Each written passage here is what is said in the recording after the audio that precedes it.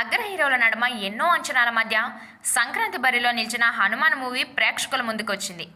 Teaser ట్రైలర్లతోనే అంచనాలు పెంచిన movie Prashanth Varma Teja సజ్జా ఖాతాలో హిట్ పడిందా లేదన్న మ్యాటర్ తెలియాలంటే రివ్యూలోకి ఎంటర్ కావాల్సిందే. కథ విషయానికి వస్తే హనుమంతు అయిన తేజ సజ్జాది అంజనాద్రి గ్రామం.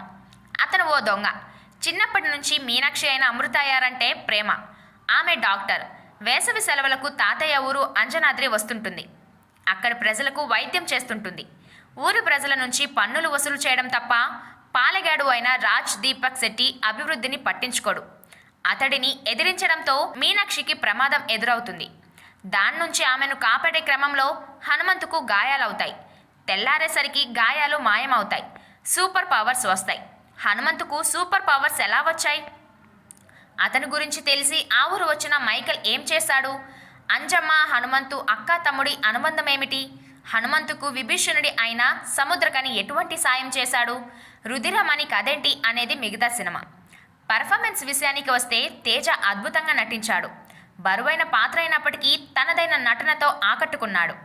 హనుమంతు పాత్రలో తేజ సజ్జా ఒదిగిపోయారు. కామెడీ, ఫైట్స్, ఎమోషన్స్ ప్రతిదీ పర్ఫెక్ట్గా చేశారు. క్యారెక్టర్ పరిధి దాటకుండా హీరోయిజం చూపించారు. అమృత అయ్యర్ అందంగా కనిపించారు. నటిగాను మెరిశారు. వరలక్ష్మి శరత్ కుమార్ ఎప్పటిలాగానే తన పవర్ ప్యాక్డ్ యాక్టింగ్తో అదరగొట్టింది.